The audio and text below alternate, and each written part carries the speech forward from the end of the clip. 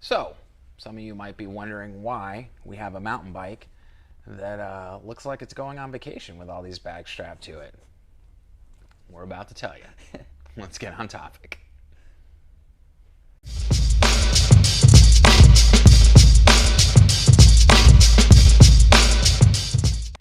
Hey everybody, it's Thomas with Get Out Arizona, and you're watching another episode of Toolbox Topic. I'm joined today by my co-host, Wyatt Spalding. Wyatt, how the hell are you? Doing good, man. Excellent, excellent. And we're coming to you once again from Trek Bicycle Store, West Phoenix in Goodyear, Arizona.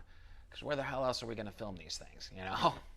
So as I alluded to in the introduction, you may be wondering why Wyatt's Fuel 9.9 is donned with all these different bags. Because we're going to talk about bikepacking today. Hey, Wyatt? Yeah, definitely. All right, so that's a good thing. So some of you might be going, Thomas, what is bikepacking? It's actually a subject that I'm getting involved in, you know, to go along with Get Out Arizona. Bikepacking is when you take a bike, could be a mountain bike, could be a hardtail with front suspension. Of course, Could be like a Trek 1120, you know, just an elongated gravel bike frame with 29ers, you know. Yep. But you're basically going to go for the long haul. You're going to take what? Tent? Yeah, totally depends. Water filter, maybe something to sleep on, yeah, some food, depending on everything. They have bikepacking races. Yep. So there's races, obviously. So in that kind of situation, you'd probably be packing a little bit lighter. Lighter, yeah. That's not a race that Kale would enter, by the way, because by the first lap he's gonna quit. I'm joking. Poor We Kale. love Kale, but it's true. We do.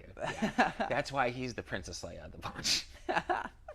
Did you figure out what Star Wars character you were yet? No, Okay. I haven't yet. I'm still on the search. Okay. But I mean, I would almost say like a C-3PO because you kind of got that tall, slender thing. I'm cool with that, yeah. You know, and I mean, C-3PO is a pretty cool dude in his own right. He So, pulls I chicks, mean, we've too. already established that Brandon's Chewbacca / Brad, you know, and I'm a cross between Han Solo and Obi-Wan. Yeah. So, I like that. I think that works well. you for think me. that was okay? Yeah. All We'll right, stick with that. All right, cool. There we go. Okay, let's get back on subject. Anyways, so yeah, so we're going to be talking about all about bikepacking and everything like that. So, I mean, essentially, this is a standard. I don't want to say standard because it's a high-end, you know, bike. However you look at it, but this is going to be just a standard full suspension bike. But you have very specific items on here for bikepacking. So let's start from the back and move our way forward. Okay, for sure, yeah. So this is going to be the Revelate Vol seat pack right here. Kind of an ultralight seat pack, so pretty small. You can't fit a whole lot in there. So it's kind of one of those seat packs for like a race situation, I would say, or where you're loading a lot of elsewhere of the bike. But a seat pack is a good spot on the bike, you know, where you could put your sleeping system, whether it be sleeping bag, you know, sleeping pad, maybe a little bit of your tent in there. So that's probably a good spot to harness all that stuff. Okay. Obviously, you see some stuff on the top tube here. This will all kind of, like I said, bikepacking is such a creative thing. Kind of, it's all going to depend on what you're bringing, what you're taking. But in this instance, I use the Revelate gas tank, which this is called. I use that as a toolkit. So tire plugs in there. You know, you got the multi-tool, all kinds of stuff. Needle and thread to sew tire sidewalls if you have to. The other gas tank up here primarily is for food, just because ease of access right there. So we'll stuff that with gummy worms, all kinds of good shit, you know, so to keep you fueled. And then the frame bag, this is a piece by Rogue Panda Designs. They're actually local here in Flagstaff, so that's custom made for the frame. You can see there. There's lots of bikepacking specific bikes that'll have, you know, pre-made frame bags for them already. So sometimes you don't have to go the route of getting something custom. Why? Did you see Brandon shaved his mustache? I was going to sing Macho Man to him today, but he shaved his mustache, that bastard, and he still won't touch me. And I forgot my hat. All right, let's get back on with it. The mustache was badass. The mustache was badass. It was sick. Anyways, though, yeah, so this is a pretty bare bones setup. Like I said, I have a little sleeping pad in here, a little bivvy to keep me waterproof, and the frame bag, like I was speaking, for me, I would be carrying a bunch of water in here primarily. So I've got like a little 1 liter bladder in there. I would carry like a small little pump in here as well. And what's nice about the fuel, the Trek fuel actually, is I have a lot of stuff in the down tube storage as well. So that's where like my extra tube, tire lever, and all that stuff is underneath there. Excellent. But yeah, there's lots of varying setups. You know, for something like you where you'd be going out to shoot some photos or something like that, you'd probably be using some bags with a little bit more capacity. Definitely probably maybe like a front loading bag too. So you can see a lot of times people use some form of a handlebar bag. Right, and I've seen that before. Yeah. And eventually I've seen handlebar baskets almost Yeah, to kind of support a little additional weight and everything. And the baskets are kind of legit if you're not going for super ultralight, just because it keeps stuff out of your cables primarily. That's why all the time I'm trying to avoid this in the kind of the race situations. Right. It's just because it makes your cables a mess. You know, it's there's a couple of ways to avoid that, but in the end, you're always kind of smashing your cables up in the front of the bike. And a lot of times you can kind of work around that, find other ways to store stuff on the bike. Keep it a little bit more, you know, convenient places. Now, I noticed with like the different bags though, you haven't mentioned a backpack. Is it just because it's a little bit more cumbersome to wear a backpack while you're bike packing in that situation? My goal for sure always, I don't know why, just it's a comfort thing, is to avoid the backpack if all possible. You know, I think I have all the weight of the cloth and stuff on the bike already. You might as well try and fit as much of it as you can in there. Okay. But there are trips though where you have to have a backpack, you know, drier ones where you need more than the water you can fit there, and on the handlebars with bottle buckets and stuff, you're gonna have to carry a Camelback, you know. Right. That's not necessarily. You guys know how I feel about my backpacks. I have way too many, one for each occasion. So good to know. Now, on some of the road style bike packing bikes that I've seen, the forks are very stiff. I've seen a lot of them that are either oversized aluminum or carbon fiber. Correct. And they already have pre-drilled areas and on the back part of the frame for racks. Now, what are the pluses and the minuses, the pros and cons of a rack system as opposed to something like this? This is very sleek. What are some of the benefits and some of the things that people should, I don't want to say avoid, but be aware of on using that type of system? Yeah, so I mean, if you're, like I said, if you're going for speed or anything like that, or anything that's necessarily very challenging, so something like Arizona Trail, where it's like a lot of very challenging technical single track, you're gonna want to go as sleek as possible just for the sake of your freaking body. It's gonna make it easier on you being a little bit lighter, because you're pushing up a lot of that stuff.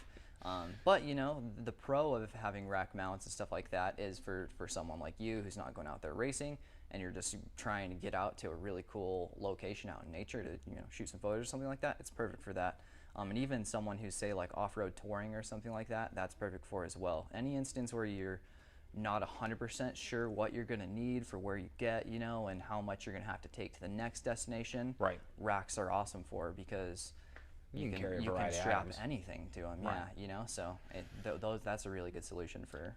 Now, how does that affect the bike handling? I mean, you and I both know, and more experienced riders will know this, anything that you add to the bike itself inherently changes its handling characteristics. Definitely. But when you start adding a rack to the back, even a rack to the front, which I personally don't like because I feel that loss of control is something I don't want to give up. What should people be aware of as far as the handling and the way the bike performs, especially on something that's full suspension? Yeah, definitely. The more loaded I've definitely got this thing, honestly, the more planted it's always felt. So I don't know if that means I've just packed it really well. But it's always, every time I go bike packing, I almost feel like it's like better almost. Like I just have more grip everywhere because the weight, you know. So I always feel like because you weigh like 105 pounds soaking wet with change in your pocket. Yeah, so when I'm riding without stuff, I'm just unlike me, a fat ass, bouncing all over the place. You know, I've got to ride really kind of my own style. But I don't know, with a little bit of weight on the bike, it honestly feels really good. I could definitely see though, like what you're saying, like if all the weight was on like the front, on like a front loader rack or something. Go to turn or something. Oh man, yeah. That could be lose dangerous. Some grip up front, that'd be very bad. Yeah. So definitely try and find that balance, you know. And that's another reason though too why I like to keep a lot of the water in the frame bag, is because that weight is low. Right. You know, and when it's a part of the bike like that, it feels a heck a lot better than when it's on your back.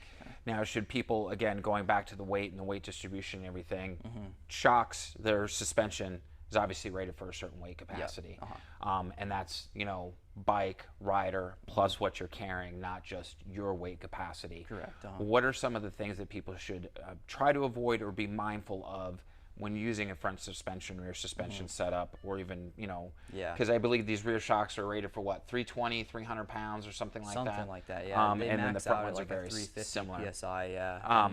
So is that something that they should maybe adjust their air pressure prior to going? Yeah. And and that might be, again, if you're an experienced rider and you know how to work on this stuff and adjust everything, be mindful of that. Look at the table that's included on the manufacturer's websites. If you're not, consult your local bike mechanic, you know, have them. This is going to be something, obviously, you don't want your suspension to blow out on you. Yeah, no, exactly. In the middle of like a 90-mile bike packing journey, that would suck. So. And exactly, that might happen too if you've got too little pressure in it and you keep bottoming the thing out. So that's definitely a good thing, a reminder. is pretty much every time I do something like this on the full suspension, I get about half the water weight I'm going to have in there, and then all the other weight, and then completely reset up the suspension with fresh sag measurements. Okay. So getting like a 20% sag front and rear with about half water weight, because you're going to be drinking some, then you're going to be full again, then you're going to be dry as a bone again. So kind of find that middle ground weight-wise. But that's definitely important. I think there was one time I forgot to air it up, and it was not fun because it makes the climbing harder. You have more risk there for bottom outs and stuff. So that's definitely, if you're using full suspension, pay attention to that. Absolutely. Pros and cons: full suspension, front suspension only, no suspension. So you're hardtail, hard front, the whole 9 yards. What are some of the advantages and disadvantages that people should be aware of? Definitely. I think this setup would work really good for something like Arizona Trail, where if you went rigid on Arizona Trail, you would probably not make much distance. I mean, people have done it and they do it, but this would be a lot easier on your body and allow you to go much further. Okay. But there's lots of scenarios too where the rigid's the way to go. It's always going to be more reliable because you're not, like we were talking about, suspension. You don't have that to play with. There's no linkage. It's just all, it all works. So like I said, I have a salsa cutthroat as well. I ride that for lighter terrain courses. Okay. And I love it. If I could ride that bike all the time, I would. Just because, like I said, it's reliable. Nothing's going to break really, suspension component wise and frame wise.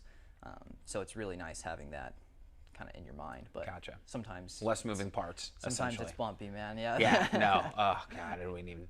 When I ride my 1120, it doesn't have any suspension. Granted, it's lighter, it's quicker, more nimble and everything, but every time I even hit just a little dunk, it's like, fuck, you know? I know. You Rattles, feel it. Yeah, definitely. And you get that arm fatigue. Man, it makes you like a tuning fork. You feel like you're just like resonating with the trail, Yeah. Which I still can't find a front shock for that thing, which I'm bummed about, but that's a different story for another day. I might end up ultimately going the custom route because you guys know me.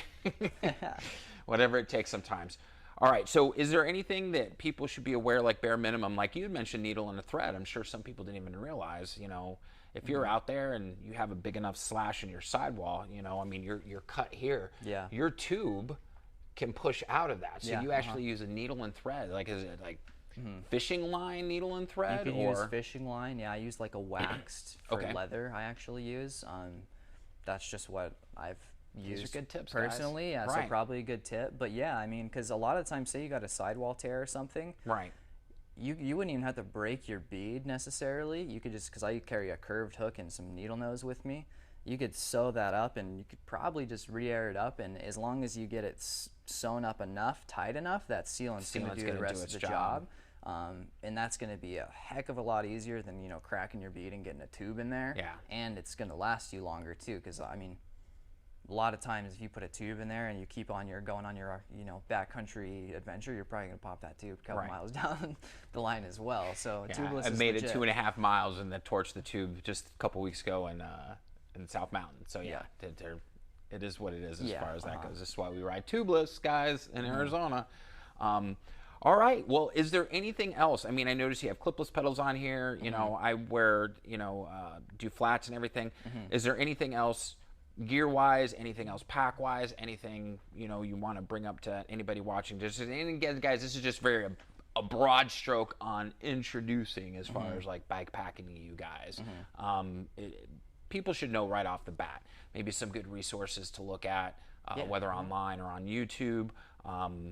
That type of thing, so people can go, oh, okay, and take that information and run with it. Definitely, yeah. So I'd definitely recommend the Revelate Designs gear. Okay. For looking for bags, they're really cool. They sponsor good people, and they actually hand make all this stuff in USA, which is cool. Okay, yeah, absolutely. Obviously, I said Rogue Panda Designs. They're freaking awesome. Their prices are really acceptable for custom bags, and they're local here in Flagstaff. Which is always a good thing. Support local business. Which is awesome. Otherwise, though, remember your tools. The toolkit is very important. Like I said, needle and thread in there is just one thing of the mix that you wouldn't think of bringing. You need lots of tire plugs. I actually have what's called a fiber fix spoke, which is like a Kevlar spoke tensioning system in case you break a spoke. You can keep tension on your wheel. So look at those. Well, fiber fix is a good thing to carry. Other than that, too, bring something fun. If you're not racing, bring some form of entertainment. Bring your tent. That's where the hookers and blow come in, guys. You guys were probably wondering, dude, he's actually gone an entire episode without mentioning hookers and blow. Haha. Bring something fun. What a great segue. Yeah, Hookers of and course. Blow. That's a different pack, by the way, that you have to order from hustler.com. It fits. Well, we won't tell you where that bag actually fits, but, you know, go to No, we're joking, guys. Again, it's a family show. Brandon, stop corrupting us. Come on. From the back office.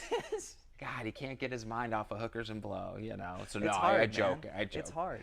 So, yeah, entertainment, books, something like that, you know. Yeah, because I would love to have a yeah, hammock. don't go do a race first time. Make sure you're having fun with it, you know. Right. Because that's what it's all about, for sure. It's just loading your bike up, go to a cool camp spot, read a book, do whatever you want. It'll be fun. Just make sure you're having fun, though. Nice. Awesome. Definitely.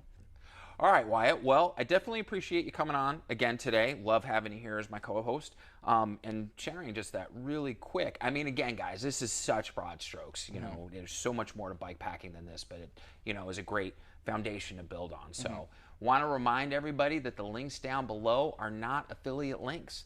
So we don't receive any monetary compensation if you use those. Those are there for your edification and someplace you can go to do, you know, one, check out the bags, merchandise, anything like that. And two, the ones that we'll put down below for reference, maybe a couple different YouTube channels. What's the one guy? Pedaling?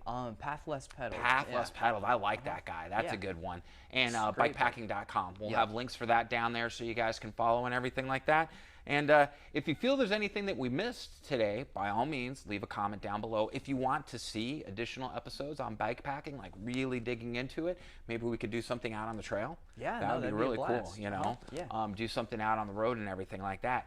Guys, there's also going to be links for Trek Bicycle Store West Phoenix down below. If you have any questions, there you go. Follow that link. Give them a call. Do what you need to do. They'll be more than happy to help you. We also have links to our social media down below, our Instagram and Facebook. And don't forget to hit the like button and the subscribe button and the bell notification ding-a-ling-a-ling button. Doing all that stuff really helps out the channel a lot. You wouldn't believe. And we got to get it to a point where we actually can make a little bit of money with this thing. So I'm not going to lie. I love doing it, but you got to make money, you know. Daddy needs a new lens, a new pair of shoes, and another backpack for sure. So on that note, again, Wyatt, thanks so much for joining us. We really appreciate it. Guys, remember what we say. Always be kind to yourself and others. Be amazing stewards out on that trail. And we have to ask, what are you waiting for? Get out, Arizona. We'll see you on the next adventure. Peace. Wyatt, thanks, man. Yeah, we'll see you on the next one. Take care, guys. See ya.